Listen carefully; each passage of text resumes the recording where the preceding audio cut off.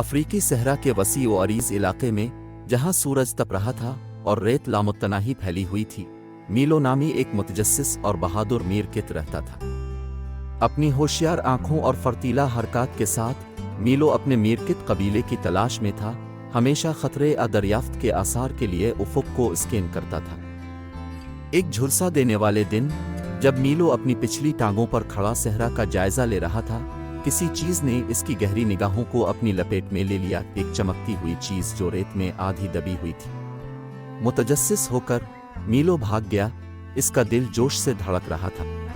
मोहतात पंजों से उसने इस चीज को नंगा किया, एक चमकदार सुनहरी कंपास। मामा, पापा, देखो मैंने क्या पाया, मीलो ने चीख कर कहा, वापस अपने बिल की तरफ भागा जहां इसका खानदान जमा था।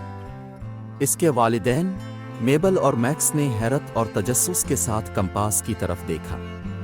कितनी शानदार दरियाफ्त, मीलो, मेबल ने कहा। इसकी आंखें हैरत से फैल गईं। आपके ख्याल में ये कहां से आया है?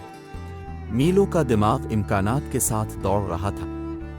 शायद ये किसी छुपे हुए खजाने का इशारा है या किसी खुफिया नखलिस्तान का नक्शा है, उसने कहा। इसका तखय्युल बुलंद हो रहा है। सुनहरी कंपास के असरार को खोलने के लिए पुरज़्म मीलो ने सहराई मुहिम जोई का आगाज किया, जैसा कि पहले कभी नहीं हुआ था। उसने मीरकित कबीले से अपने करीबी दोस्तों को इकट्ठा किया और मुतजस्सिस छोटी मियाँ, बहादुर बीनी और अक्लमंद बूढ़े अंकल रूफस, उन्होंने मिलकर निडर मुतलाशियों की एक टीम बनाई जो सहरा के राजों से पर्दा उठाने के लिए तैयार थी। उनका सफर उन्हें रेत के वसी टीलों और चट्टानी वादियों के पार ले गया, जहां उनका सामना सहराई मखलूकात बड़ी और छोटी से हुई। मीलो ने अक्लमंद बूढ़े अंकल रूफस से सहरा के रास्तों, उनके रास्तों की रहनुमाई करने वाले सितारों और उनकी तलाश में टीम वर्क की अहमियत के बारे में सीखा। जब उन्होंने कंपास की हिदायत की पैरवी की, तो वो रेत के नीचे दबे कदीम खंडरात से ठोकर खा गए माजी का एक भूला हुआ शहर, जो तारीख और असरार से माला माल है, जिसके पर्दा उठाने का इंतजार है। मीलो का दिल जोश और खरूश से दौड़ पड़ा जब उन्होंने गिरते हुए मंदिरों, छुपे हुए हुजरों और पेचीदा नक्शो निगार की खोज की जो खोई हुई तहजीब की बात करती थी। लेकिन उनका एडवेंचर चैलेंजों के बगैर नहीं था। उन्हें शदीद गर्मी, रेत के तूफानों का सामना करना पड़ा जिससे उन्हें लपेट में लेने का खतरा था, और सहराई शिकारियों का सामना करना पड़ा।